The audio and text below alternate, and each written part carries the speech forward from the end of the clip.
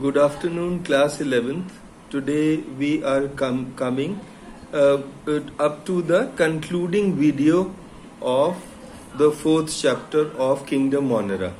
And today we will finish this chapter of Kingdom Monera. So in this chapter we see that in video 12, the previous video, we had mainly studied about the tobacco mosaic virus and about its structure and about bacteriophages and the lytic cycle of bacteriophage, etc. we had studied with the help of the largest bacteriophage T4.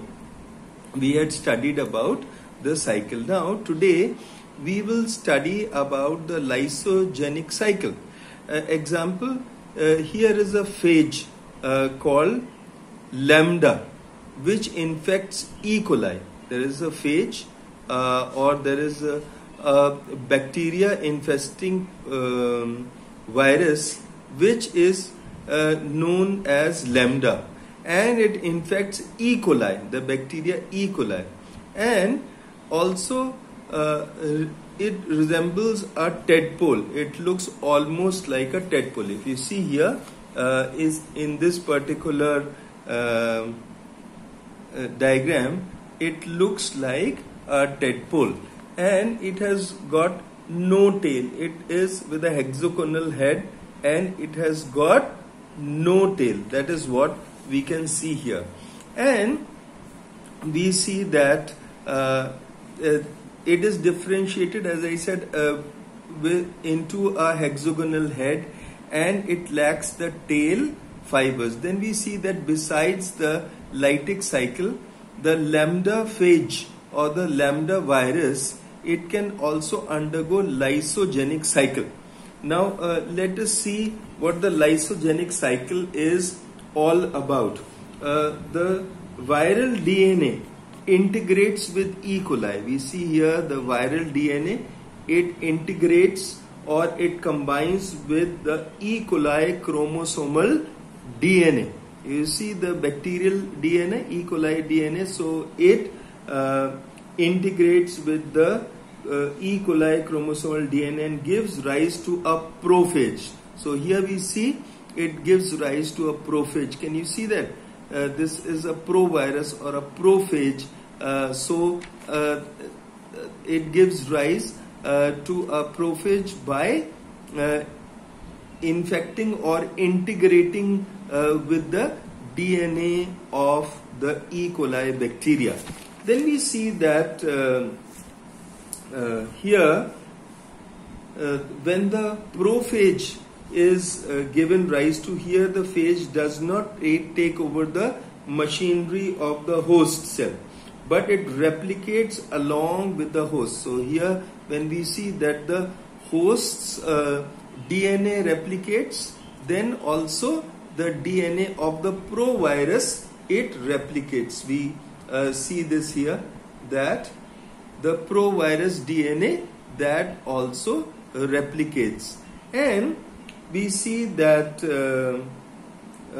here a repressor protein produced by the prophage. There is a repressor protein that is produced by the prophage, or it is produced by the provirus, and this keeps the other phage genes, the other phages which are near about, it keeps the phage of the other gene phages in a repressed state, so that the other genes of the other phages, they cannot interfere when it integrates its own RNA with the DNA of the bacterial host. So we see at times the phage is activated due to the altered environmental conditions also. This inhibits the repressor protein synthesis, resulting in the expression of lytic genes. So what happens is that some lytic genes are given rise to, and the prophage now becomes a lytic phage.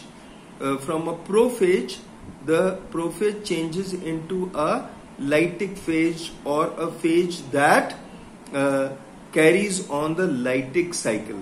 Then the prophage now becomes a lytic phage, and this lytic phage, it resumes from here, it resumes its lytic cycle, as E. coli carrying a prophage has a potential to get lysed, or potential to be to allow its DNA to integrate with the nucleic acid of the RNA of the phage.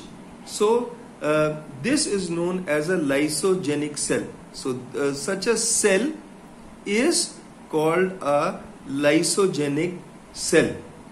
The active phage of the DNA during lysogenic cycle is called the temperate phage, and the phenomenon by which the phage DNA exists as part of the host DNA is known as lysogeny.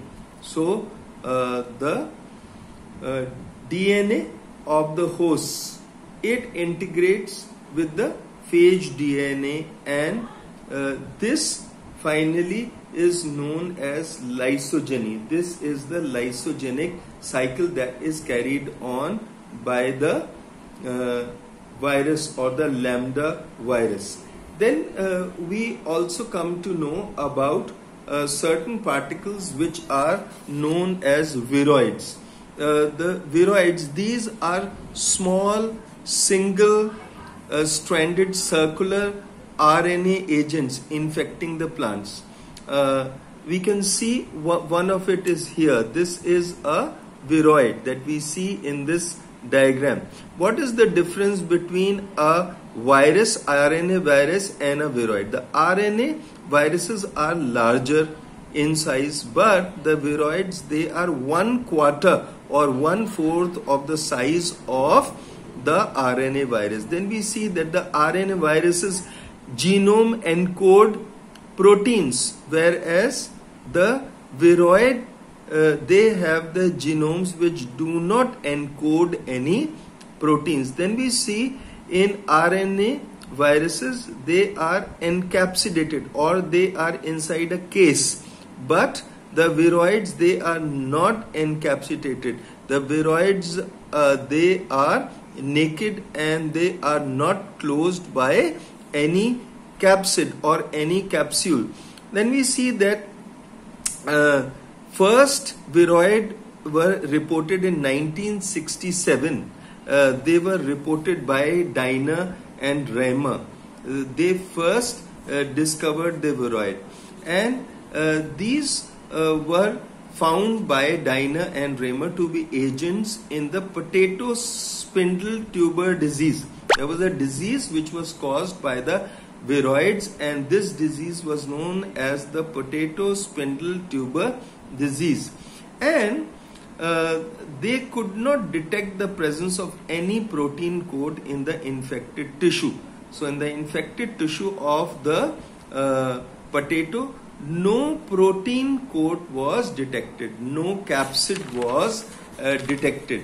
Then we see that the later techniques showed that the viroid had only an RNA and an infective RNA. As you can see, it contains only the nucleic acid, the infective RNA. The viroid contains the infective RNA, but not the capsid, or no protein capsule is around it.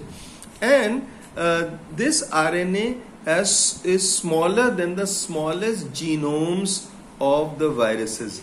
The viroid was capable of RNA replication. The viroid could replicate its RNA. Then we see this. What is the structure of the viroid? The potato spindle tuber viroid, or the PSTV viroid, has a single stranded circular RNA molecule. Other viroids are RNA based, but the molecule may be closed, circular, or linear. Then we see that PSTV RNA or potato spindle tuber viroid RNA nucleotide sequences and secondary structure has been clearly established now by several scientists or virologists. The viroid only has nucleotides and does not possess initiating codon AUG. This shows that the viroids they cannot initiate protein synthesis because they do not contain the codon AUG, which is a codon which is the starting codon for protein synthesis. A stands for adenine, U stands for uracil, and G stands for guanine. So we see that the viroids, they do not possess the initiating codon for protein synthesis, which is AUG. Then we see that Gross, there was a scientist Gross in 1978, he said that the viroids existed in their native configuration as extended rod-like structures. They said that these looked like extended rod-like structures. Gross told in 1978. The largest viroid, children, that has been found, the largest viroid which is found is Citrus exocortis viroid. What is the name of the largest viroid, children? It is Citrus exocortis viroid. The replication of viroids, the viroid genome RNA may be replicated from the segments of normal DNA, or a normal DNA may be produced in the infected host cell using the viroid RNA. So what happens? Viroid RNA, it infects the host cell, and this serves, the viroid RNA serves as a template for the infected host DNA. And so a novel DNA is made by the host which is infected by the viroid, and this host that helps produce the viroid RNA. So it helps produce the viroid RNA. Let us see here, viroid RNA, it infects the host DNA, and the host DNA, normal DNA, turns into a novel DNA, and this novel DNA helps to replicate or to form the viroid RNA by reverse transcriptase method. They help in the presence of reverse transcriptase in the infected cell so as to produce a viroid RNA. And then we come to how viroids originated. Some people think of them as degenerated viruses, and the exact origin is yet not very well known by the scientists. Also, some scientists consider the viroids as primitive viruses. The economic importance of viroids is that they cause diseases. The viroids, they cause lots and lots of diseases. As we can see here, the diseases that are caused, number of plant diseases are attributed to the viroids. And some of these diseases are the potato spindle tuber disease, Citrus exocortis, then chrysanthemum chlorotic mottle disease. Then we come across chrysanthemum stunt disease caused by viroids, cucumber pale fruit disease, hope stunt disease, then tomato planta macho disease. All these are caused by viroids. Then we come to another set of infectious particles which are known as prions. These infectious particles are called prions, and prions are just infectious proteinaceous particles. Can you see here? These are infectious proteinaceous particles which we see out here. and these particles without any association with nucleic acids, they do not contain the prions, they do not contain nucleic acids, but the prions, they only contain proteinaceous particles in them, as has been shown here in this diagram. The prions were first discovered by a scientist and his associates. This scientist was Stanley B. Prusiner from the University of California, and he first of all discovered the prions, and these are the smallest among the living things. The prions, they are resistant to heat and ultraviolet light. Then they are also resistant to ionizing radiations, various kind of radiations from various rays. Prions, they are resistant to any such radiation. Prions may replicate using, because they don't have their own nucleic acids, so the prions, they may replicate using nucleic acids of host cells and allow its genes to reproduce the protein of a prion. So this is one way by which scientists think that prions can replicate, because they do not have their own nucleic acids, RNA or DNA. Then we see that the prions, they cause infectious diseases. They cause infections of the nervous system, and they cause scrapie in sheep. They cause scrapie disease in sheep, the prions, and they cause fatal familial insomnia. They cause fatal familial insomnia.